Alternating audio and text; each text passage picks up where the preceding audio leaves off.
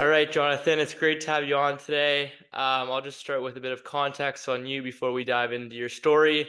Jonathan is the founder of Captain Experiences, which is an online platform that helps people find and book fishing and hunting trips quickly. And before you founded the company, you were a business student at the University of Georgia. You worked various investment roles in the energy sector, and as well, you're involved with Techstars and still are the well-known incubator. So I'm extremely excited to hear more about your journey today, Jonathan, and thanks for joining me. Awesome, James. Yeah, great to be here. Great. So just to start, I kind of want to get an idea of what was going on for you at my age. So 21, say it's your final year at the University of Georgia. What do you remember going through your head in terms of what was next? Were you maybe thinking about entrepreneurship, or did you have a corporate career lined up, or maybe something else?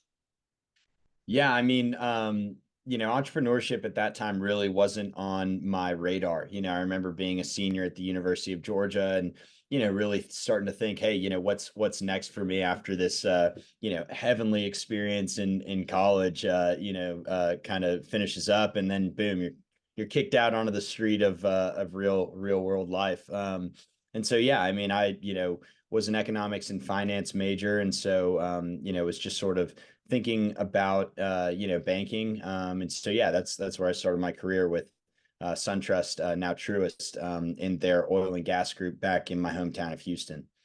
And what ultimately led, where's the gap between you starting that corporate career and eventually, finding the conviction to leave and start Captain Experiences? Yeah, so from that oil and gas banking experience, I then went and worked in-house for a company, an oil and gas company called Wild Horse Resources. That company sold to Chesapeake Energy shortly thereafter, and I turned to the team and I said, "Hey guys, we always talk about it. Let's finally book that fishing trip to celebrate the deal."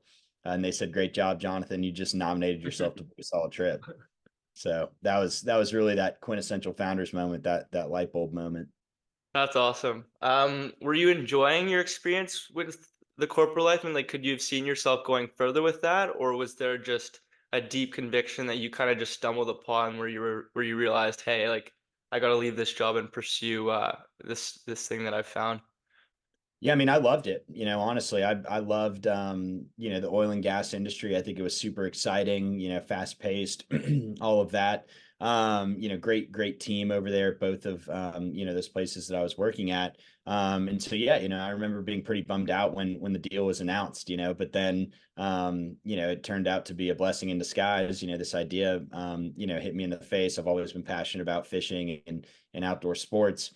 And yeah, just reached out to some mentors and advisors, and they said, "Hey, you'd be stupid not to pursue this." So, What really gave you the conviction to, reach out to people and getting in touch with, fishing guides and that kind of thing? Like, what gave you the conviction to take on those initial steps? I would just say my passion for it, my passion for the outdoors, and then the more that I looked into it, there was never a moment where it was like, "Hey, this isn't going to work for XYZ reasons." And so yeah, I just kept sort of like pushing it around and putting a deck together and organizing these ideas. And I finally gained that personal conviction where I was like, "Hey, like this has a fighting chance of being something pretty miraculous." And so from there, it was like, all right, all systems go. Yeah, drove down to the docks on a whim, met with these guides in Galveston, Texas, and they said, yeah, we'd love to partner with a site that, helped us manage our calendar and availability and brought us more trips without the hassle. And basically, like everything just kept pointing to yes. Obviously, you've got to sort of course correct, but the momentum was just up and to the right.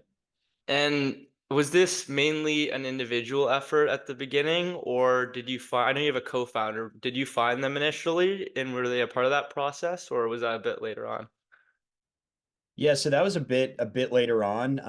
So I moved to Austin, just like tech hub here in Texas, more startups, whereas Houston has more of those legacy industries. And from there, yeah, it's just bouncing around, working on this ideas, trying to, build things up. But as a non-technical founder, I really needed some help. And that's when I met my co-founder Addison through a number of mutual friends.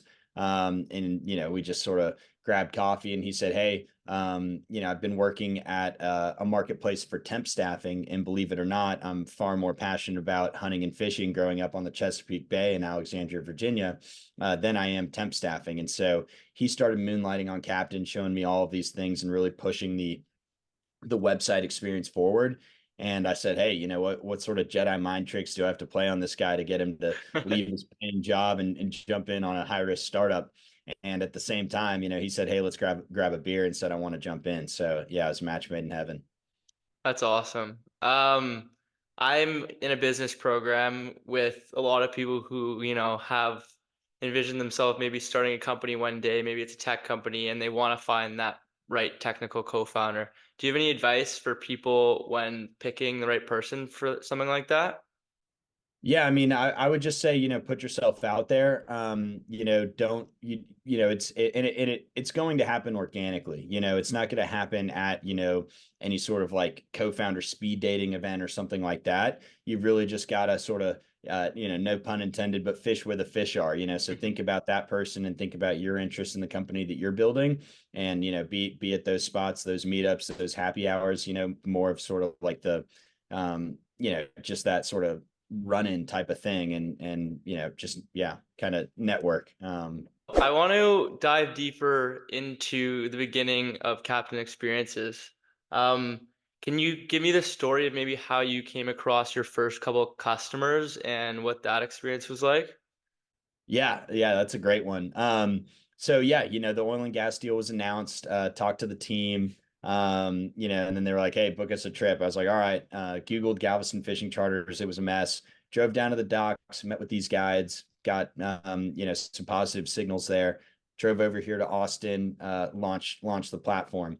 We actually launched captainexperiences.com at the height of the pandemic, March of 2020. So yeah, I don't wish launching a travel platform at the height of the pandemic on my worst enemy, but yeah, we stuck with it, and yeah, our first customers just came from events. So I remember being at the Houston Fishing Show. We got a booth down there. And we were just set up, just kind of trying to get user feedback. Never thought that we'd really book a trip. And we had just onboarded one of our first guides, Captain Lee, who had an awesome, sport fishing boat, air conditioning, all the comforts of home. He'd do these overnight tuna trips. And I'm talking to this guy, Mark, and he's like, hey, I'm looking for a tuna trip. And I'm like, oh, that's cool. Like, what kind of trip? And he's like, oh, basically describes Captain Lee's trip. I'm like, oh, cool. Well, like, that's awesome. Have a good day. And he keeps walking. I'm like, wait a minute. Like, we just onboarded this guide, and I literally sprint from the booth, leave it, unmanned, and I track him down. I'm like, Mark, we can get you out on that trip. And, basically that's how our first customer came in the door. That's hilarious. I'm curious, did you like monetize right off the bat, or did you like wait to gain a couple more customers and develop the business a little more before starting to charge? And like what kind of gave you the justification to begin monetizing? Yeah, I mean, first off, like, in talking with these guides, you kind of, gather information on like willingness to pay. And so, yeah, from there, the guides were like, yeah, if you're going to bring me trips without the hassle and I don't have to do anything but accept it, like that's worth something to me. So then I said, okay, sounds great. And yeah, we were off to the races. I imagine it's super cool working in an area that you grew up loving. It's like a sport to you. It's the thing you love doing. What's it like working with guides who kind of like speak the same language as you and uh, just people you've been around your whole life? Yeah, it's awesome. I mean, we have David on our team, our senior guide onboarding manager, and I joke that he has everyone's dream job, which is to call fishing guides and talk fishing all day. So yeah, that's exactly what he does, and yeah, it's just so awesome to build those relationships with our guides and get to know them and their families and their businesses, and then get out with them, every once in a while. Got to get high on your own supply. How did you finance Captain Experiences at the start, at least? Were you able to bootstrap, or did you require some seed funding? What did that look like? Yeah, so it's definitely a crawl, walk, run type of strategy there. So yeah, I mean, I invested in the business in the early days, to just sort of build the MVP and get things off the ground, and just staying super lean, that sort of thing. And then, yeah, once we were able to book, a handful of trips and, prove that we had some traction and, the dog was eating the dog food, so to speak, that's when we were able to raise, a small angel round. And then, we were able to build a bit more meaningful traction. And that's when we raised our first venture round. Was Techstars involved with funding you guys, or I know you're involved with them, so I'm curious, where did that start? And obviously, it's a pretty successful startup incubator that a lot of students would love to be a part of. So I'd love to ask you for advice on how to maybe get accepted to them for students who are interested. But just tell me about how you got involved with them first. Yeah, so Techstars came a bit later. I joined over 2 years ago now as a mentor. And yeah, I mean that's just been a super rewarding experience. Yeah, we took part in the Mass Challenge Accelerator. Early on. And yeah, I mean, those programs are great. They really, help to speed up the learning curve and help you sort of establish that network that you need to get off the ground. Do you have any advice for people who are looking to get accepted by an incubator like them? Yeah, I mean, I would just say, try to push the company forward as much as you possibly can. A lot of people say like, hey, if it's kind of a chicken or egg, right? Like if we just had the money, we'd be able to do this, but without the money, we can't do that. But, that's what, these accelerators and these investors are looking for is how much can you do with how little. And, different founders answer that question and get further on that test. And as far as you can go, that's only going to benefit you. And obviously, you've surrounded yourself with a ton of successful entrepreneurs over the year. What is there like a common trait you notice amongst everyone? I would just say, persistence. We don't try to, pretend that we're the smartest guys in the room or anything like that, but we learn from our mistakes and double down on the wins and yeah, just try to have like an open door policy, get to know people, be transparent. But yeah, just kind of have that internal grit as well to never give up. Talking about never having to give up. What are there any experiences you can think of in your entrepreneurial life where maybe you thought Captain Experiences wasn't going to continue, or just any hurdle you had to overcome that kind of looked like it wasn't going to happen? Yeah, I mean, I'd say, the first couple years were very tricky, especially launching during COVID, at the height of the pandemic with all of these lockdowns. Um, that was tough, it was crickets for a while, but we just said, again, hey, this just makes us stronger, and we're going to get through this and we're going to use this time to speed up the site and its experience and onboard more guides. And then when people come back to us, that's when we're going to ramp up the marketing and stuff. And that's exactly what we did, and it paid off. But two-sided consumer marketplaces, they really take a long time to like get off the ground. Like there's just so much sort of just legwork that you got to do to connect supply and demand in a pretty seamless way. And so, yeah, we just stuck with it. Yeah, that's, I guess, the network effect that you're talking about. That is definitely necessary. And where did you find what had greater pull, like getting more users on or more guides? Yeah, I mean, it varies. I mean, so yeah, what we did first was onboarding the guides, because we realized that the guides would be patient with us, and we built those relationships to where they say, hey, we like you guys, we like the premise of Captain, sign us up, and then we said, okay, boom, sign up, sign up, sign up. And then, we go and we do these events. And then from there, we started with SEO, search engine optimization. And that was really what sort of balanced out that market. And then on an ongoing basis, you're always trying to balance supply and demand. So, if you have too much supply in a market and these guides aren't getting enough trips, you need to do more on the marketing side. And then if you do things right, the marketing side outweighs the supply, and then you have to go and get more guides, and so it's always, a stair step. But the other thing too is that, our mission since day one has been to unlock the outdoors across all outdoor sports and geographies. So hunting, fishing, hiking, rock climbing, skydiving, rafting, all over the world. But we started by constraining our marketplace just to Galveston and just to fishing in Galveston, Texas. And that's what you have to do. You can't boil the ocean. And then once we were able to get that liquidity equation going in Galveston, we copy pasted across the Texas coast, across the southeast, coast to coast across the U.S. And then we recently layered on hunting as well. Wow. Are you just in the US or have you expanded or thought about expanding outside of? Yeah, so we have some international destinations as well. Central America and the Caribbean, predominantly. We have a few cool, trips elsewhere in Europe, in Africa. I think we might have a few trips in Canada, but yeah, mostly the U.S., Central America, and the Caribbean. And outside of fishing, you guys aren't limiting yourself just to that. Where do you guys see yourself making the next big jump? Is there another outdoor activity that you're thinking about? Yeah, I mean, hunting is definitely, we want to continue our success there, that we've demonstrated in Texas and Florida. But then we also want to get into all other water sports, so, diving, snorkeling, surfing, all of that sort of stuff. And then also the mountain sports, rock climbing, rafting, kayaking, mountain biking.